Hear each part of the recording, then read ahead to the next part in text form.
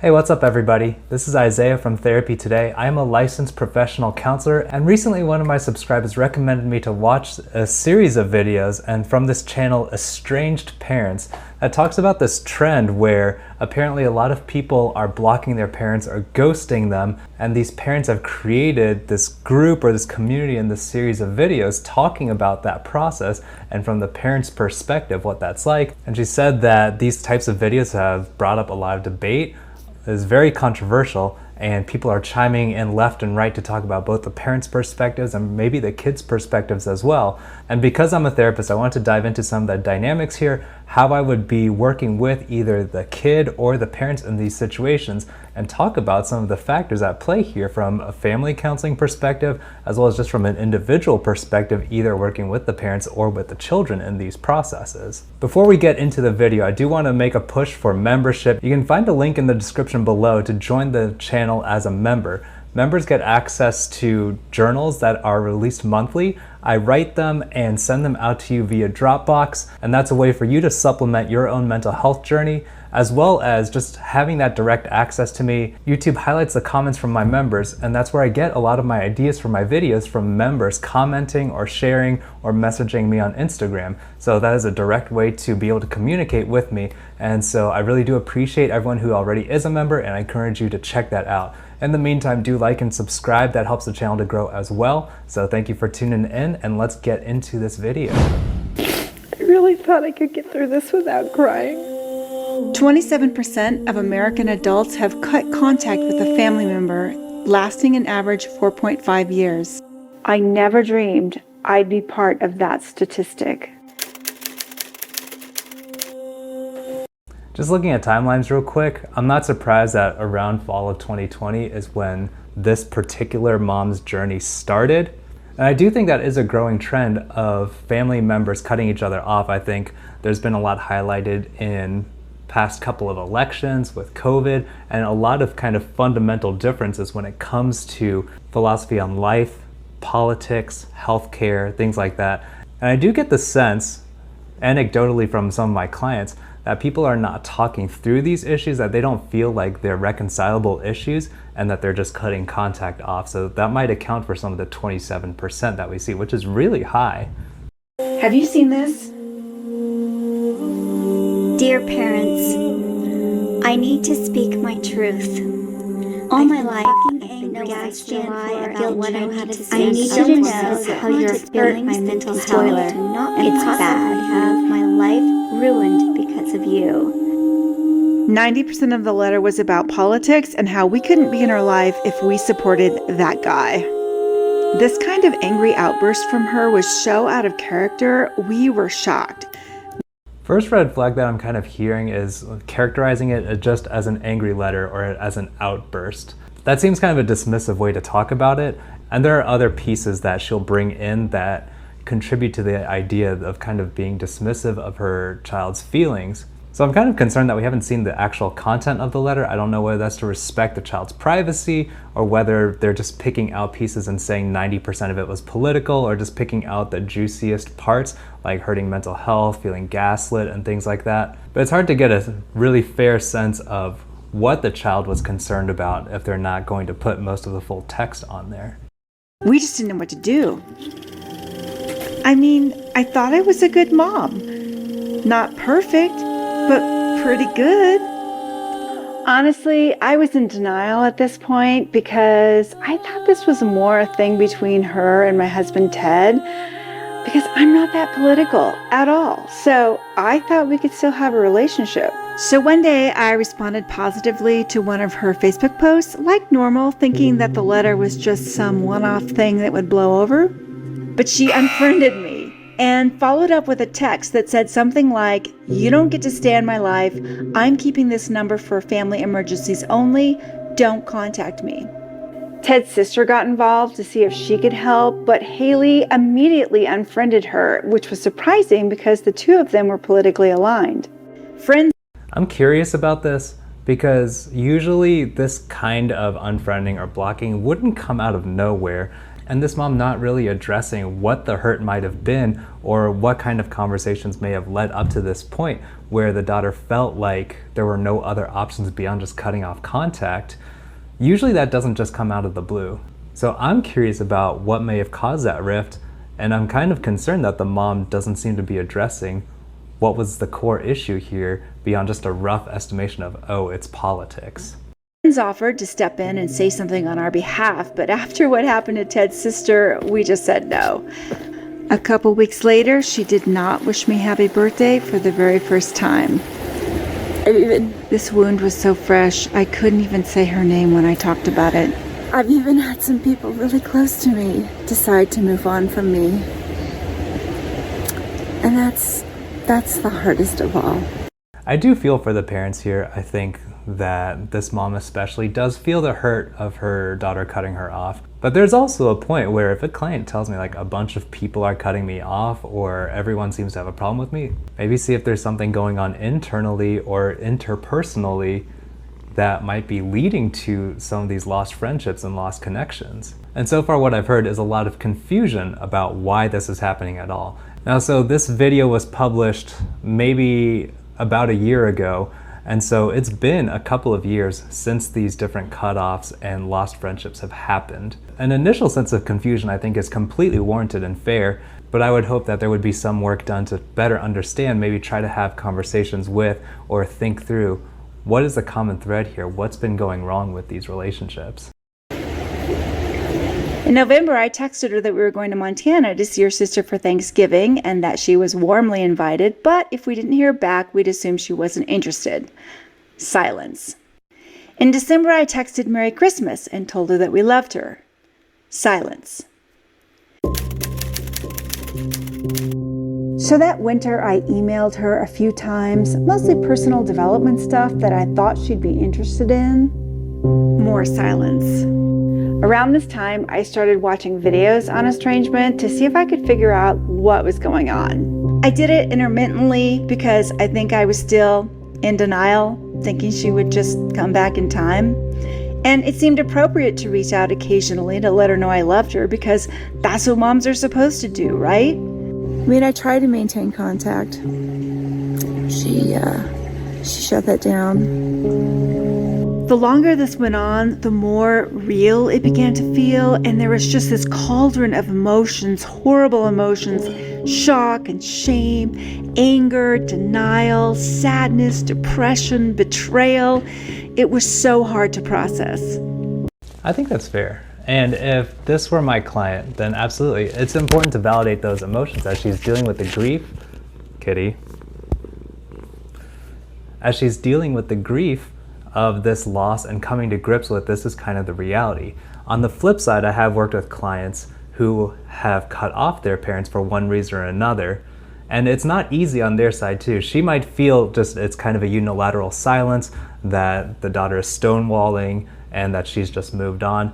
But I know from at least a couple of clients who I've talked to who are on the other side of this, that they constantly deal with negotiating those boundaries because sometimes they'll get these texts from their parents that they've said they're not communicating with, and then they go through this process of, do I say something? Do I respond? How do I respond if I choose to? And trying to keep their boundaries in a way that feels safe and healthy for them, but that they're also going through a grief process where the parents that they had counted on growing up and that they may still love and still care for, feeling like they're wrestling with their own well-being versus the sense of love and care that they might still harbor for some family members. I joined some parental estrangement groups on Facebook to see how other parents were coping, and while it was nice to know that I wasn't alone, I could not spend too much time there because it was all the same misery that I felt. So horribly sad and depressing. There were just broken hearts everywhere. I could not face all that pain. Sadly, at one point, I had to text her to let her know Grandpa died, Ted's dad. She'd had a good relationship with him. I was very matter-of-fact about it. He died. There's a memorial. Here's the Zoom link. This was still during COVID. She did attend, to her credit. We were glad to see her there, although we didn't see her there. She didn't have her camera on and she didn't say anything. She was there.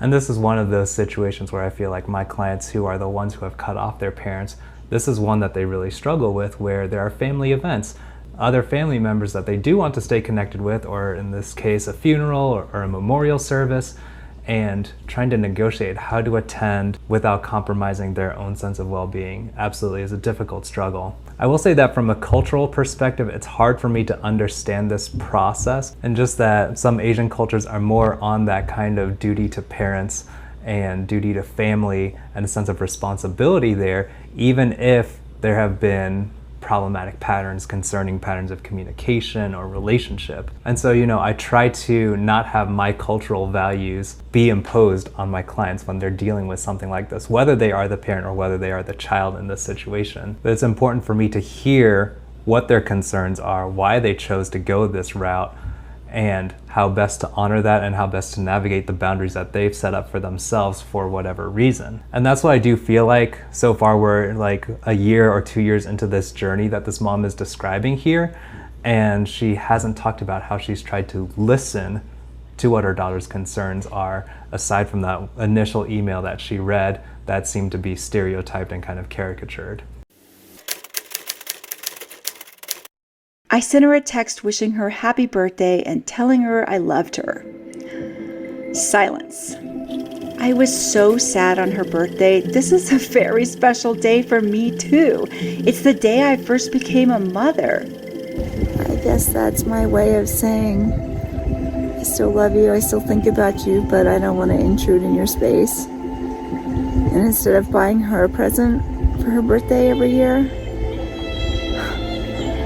it's probably going to sound stupid, but I buy myself a present for Haley's birthday every year. It's like a consolation prize. Mother's Day 2021 also passed in silence for the very first time. By now, I had moved from shock and shame into feeling this kind of low-level anger, definitely resentment, and betrayal. My husband may have texted her once or twice that summer, but I did not. On the 1-year anniversary of her angry letter, I emailed my sad letter response. I started off with a story about the time I saved her from choking to death on a candy wrapper when she was a baby, Which was probably the worst way to start, but I didn't know. Then I went in. So I think what I'm hearing so far is a pretty one-sided view of the story, which is fair. She's telling it from her perspective, which I don't begrudge her that. But a lot of it seems to revolve around the idea of if I did more, or if I can justify me being in her life, then she'll have no choice but to let me back in, talking about, how I raised her. I thought I did a good job. I saved her life when she was choking. All of these reasons why she deserves to be back in this daughter's life. And some parents might have a different view on how she's explaining all of this, so I don't intend this to be the definitive view of how to interpret her words. Usually the concern is, I have brought you specific complaints or specific concerns that you have not changed, either in patterns of behavior or communication or relationship, and that's what leads to them cutting off, whether it's talking about gaslighting or emotional abuse or spiritual abuse or anything like that. And so the only way they can find some sense of stability is to not be in that relationship anymore. And I do feel like, again, with incomplete information, this is what the mom seems to be missing, is actually getting the daughter's input on what needs to change. Into the I don't know everything, but I did the best I could reasoning. Then I went on to calmly address some of the points in her letter. I apologized for not being the parent she needed, but I also expressed dismay at her level of intolerance, Which I probably shouldn't have done, but I wanted to be honest and basically just wished her the best of everything in life. My birthday passed in silence once again, which is sad because she was the one who always remembered everybody's birthdays in the family, even my dad's, who she hardly knew. Around this time, we discovered her TikTok, which I have to confess was strange and difficult to digest because she does a lot of exotic cosplay.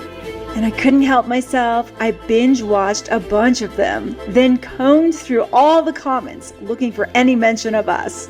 I was pretty annoyed at being relegated to the status of random internet viewer, but I was glad that I could see her. Some people might interpret that as being narcissistic, like, oh, you know, why wasn't she mentioning us on her TikTok? But I think that's an understandable feeling. Like, you're used to, as a parent, having this access, if you will, to your child's life, that they grew up with you for the first 18 or so years, and that they relied on you for a lot of their physical, emotional, and spiritual needs. And to suddenly be cast as just some random stranger, absolutely, that would be disorienting for parents. That could definitely lead to some of the anger that she feels. And I think it's important that whatever we think about the actual situation, that both the daughter and the mother's feelings are valid in this situation. I think there's been hurt on both sides, and this isn't a video talking about like if she handled the estrangement well, either the daughter or the mom, but just to really highlight that there are hurt feelings on both sides, and both sides are probably feeling unheard. In November, my husband and I caught the super nasty Delta version of COVID. It was truly awful for me, but way, way worse for Ted. We're talking hospitals, paramedics. It got so bad, I texted her.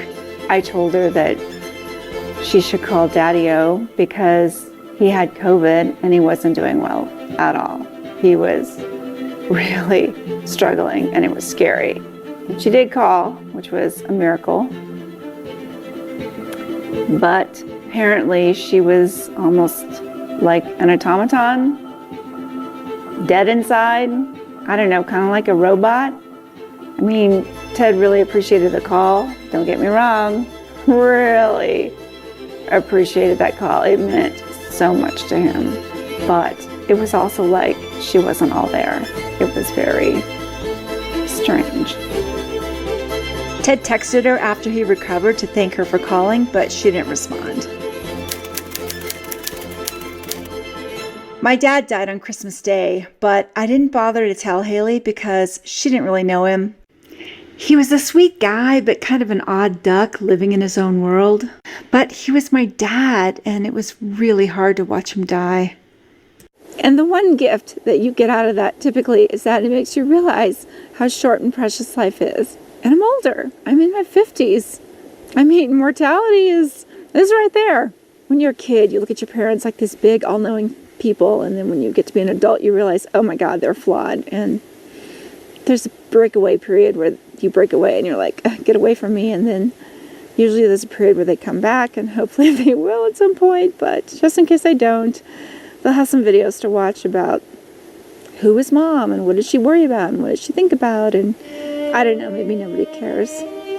I think she inadvertently hit on some of what the problem is. That maybe this daughter did have an idealized view of her parents, and then during the COVID years, during the years of Trump's presidency, with all of the political stuff and societal stuff going on during that time, a lot of people were finding out things about other people, and especially family members, that they did not agree with or were surprised by, and that's a shock to a lot of people, and sometimes they took that space to be able to reevaluate and be able to think through, how do I want my boundaries drawn around these kinds of relationships where I disagree with people on what I feel like are fundamental issues. And what I do encourage parents who are in that kind of boat, not to the point of estrangement yet, but where they're feeling those conflicts very immediately, that they take the time to be curious, to listen. I've been trying to talk about that throughout this video. Practicing curiosity instead of jumping to one judgment or another. I think that's important on both the child side and the parent side, to have this curiosity about, okay, tell me why you think that. Tell me about this thing that you believe and how you got there. Why do you believe what you believe? And then having a conversation about that. And that's what I feel like, from what I've heard so far, has been missing, not going to that final step of, let me just listen to what this person has to say, that it's just been very defensive so far. Well, this is why I'm a good mom. This is why I'm doing my best. This is why, and just explaining instead of listening. So I was grieving for Dad that winter, but also for Haley, who didn't seem to care. I texted her happy birthday and told her that I loved her, which was my only attempt at contact that entire year. Silence. So of course I had to peek at TikTok. I read all her birthday comments, and she seemed to have a lot of fans sending her presents. We have been replaced by fans. I ordered Joshua Coleman's book, Rules of Estrangement, scanned a couple of chapters out of order, including the amends letter section, which I could not stomach because it required far too much contrition. Like, it's all the parents' fault. Ooh, I wish she talked a little more about exactly what she had a problem with and what the specific steps are. If you've read that book, please comment below what some of the concerns that this mom might have had with their suggestions. As it goes, I would usually tend to recommend that the parents or the children that I work with have a conversation instead of writing a letter, because a letter does lend itself to more explaining because it's one-sided communication, whereas in a conversation, you have the opportunity to listen in real time and to respond and empathize in real time. we had no contact. I threw myself into a new YouTube channel and took a month-long camping trip around the US.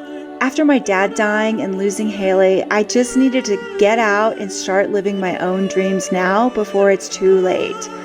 I brought the Coleman book with me on this adventure, but I didn't read it. I was still low-level bitter and resentful over being ghosted.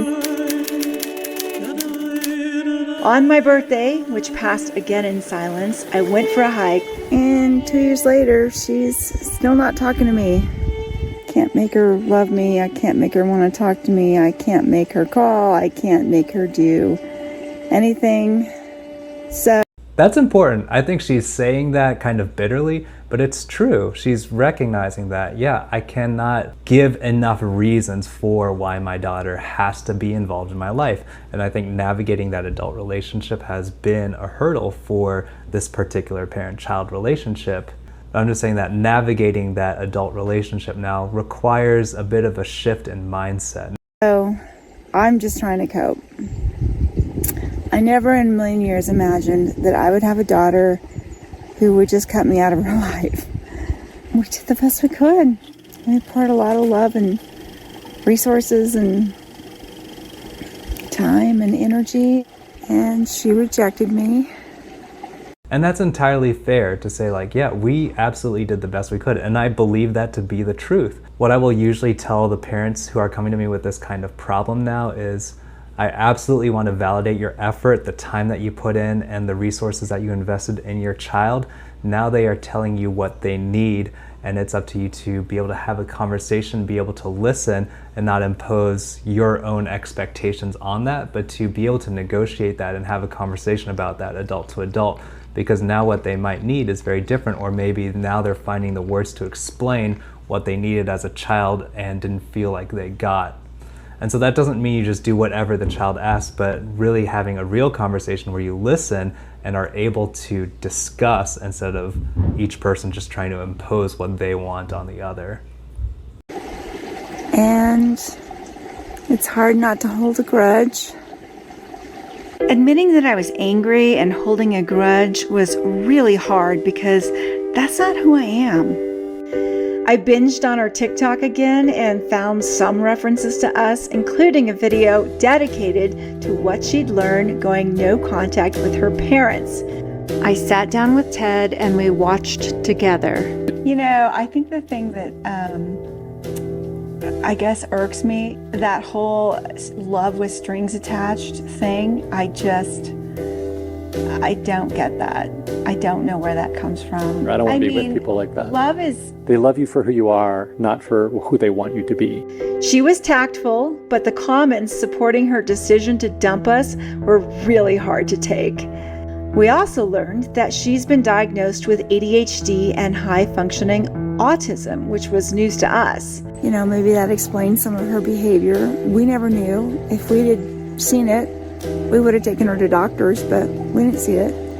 as an interesting mental health component that she was diagnosed with ADHD and autism spectrum disorder, which are usually diagnosed at a very young age, and for her to be an adult and leave her parents' house and then be diagnosed with that, I wonder if there's something about not feeling seen for who she was, or feeling like she had to be someone else for so long when she was in her parents' house, that may have contributed to her feeling like she wasn't safe with her parents. I think there is something to be said also that if they're reading through the comments, yes, obviously all of her daughter's viewers are going to be just getting one side of the picture as well. But this is where the love with strings attached thing kind of messes with me from my cultural background, because in terms of the culture that I grew up with, from a Western view, it might seem like love with strings attached because you have a responsibility to your parents because they raised you, and now when they're in their old age, then you support them as well. And this ends up being with a lot of elderly family members living with their children and their children's families instead of being in a nursing home, that kind of thing. And that's not considered manipulative or abusive or enmeshment in Asian families and cultures that are like that. And so this is where some of that is a little foreign to me, not having grown up in a purely Western culture.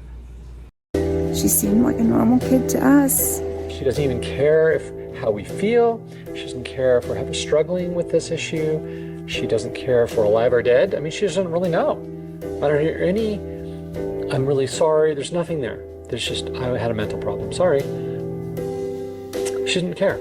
She doesn't care still. I'm sorry, I'm just very upset. Yeah, I can tell that the dad's pretty upset by all this. And it's fair, you know, they don't understand what's going on. And maybe this new mental health revelation adds a sense to that burden of guilt and responsibility and shame. And maybe we should have seen this. Maybe if we had noticed it, then things would have been okay. But yeah, it is difficult because it is a prolonged grieving process on both sides. I really thought we did our best. Throughout this whole ordeal, I've continued my daily meditation practice, and afterwards I usually spend a few minutes reading from some inspirational book. At one point, I was reading about living a compassionate life, and when I got to the chapter on forgiveness, wow. Lately, I've been thinking about forgiveness. Forgiving her, but forgiveness for myself, too. Ted, but mostly myself, because you can't help but blame yourself when something like this happens with a child that you raised and poured all your love and energy and everything. You know, we just gave her the best of everything we could.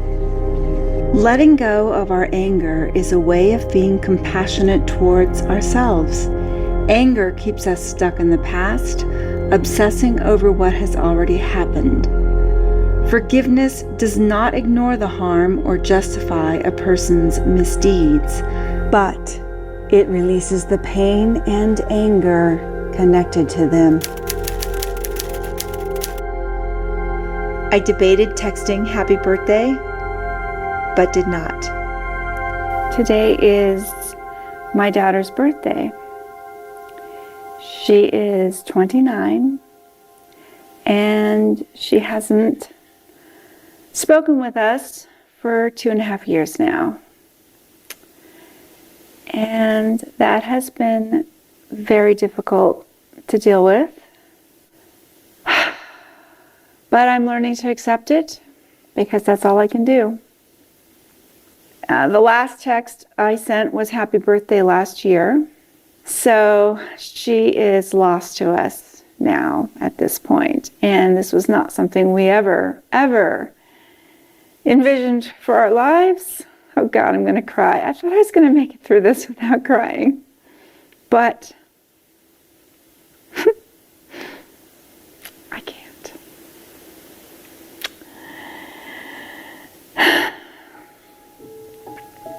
It's like she's dead, but she's not, and I'm grateful that she's not. And I am grateful that she's on social media somewhere. If I feel the need to go see her, I can see her. So, happy birthday, Haley.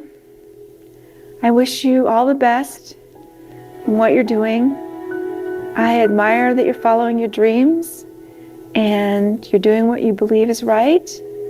And I hope you are loved and surrounded by people who truly love you, not for some persona that you may be online, but for who you truly are as a person. I think that last bit is a little bit telling.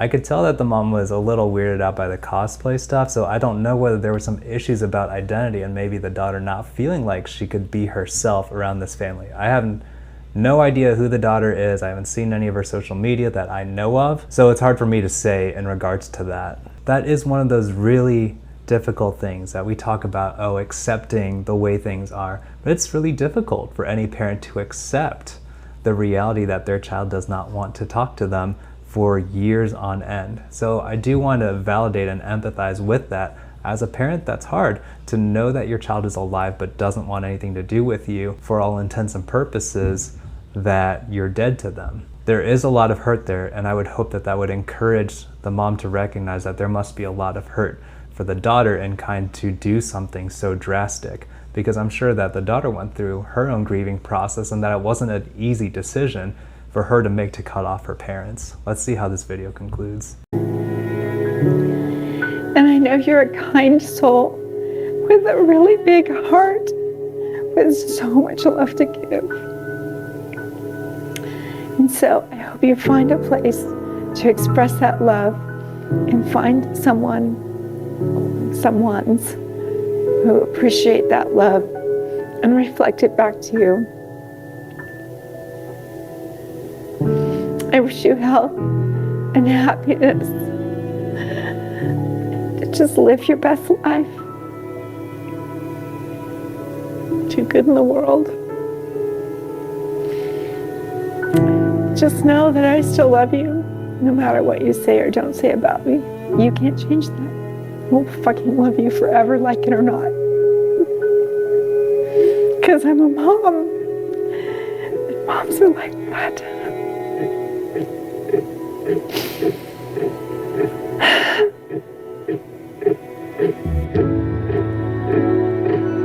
Well, that's the video.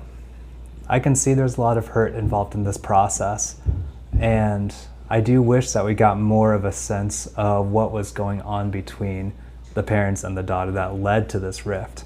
I do find it somewhat ironic that it seems like they're on parallel paths, with the mom especially creating an entire social media channel to talk about her experience, that the daughter seems to be doing that obliquely in her own way, that they're going through their journeys of healing and processing this event in parallel on social media platforms instead of working through it together.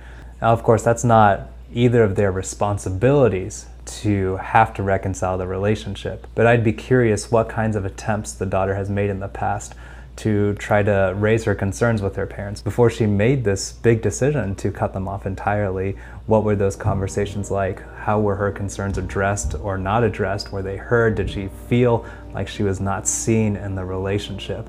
So a lot of the things that the mom alluded to maybe point me towards some issues, maybe with some identity or mental health, where she felt like she wasn't accepted by her parents for who she was. But that's really hard to say without more context. But yeah, it's a tough video to watch. It's a very emotional process that the mom and the daughter are probably going through.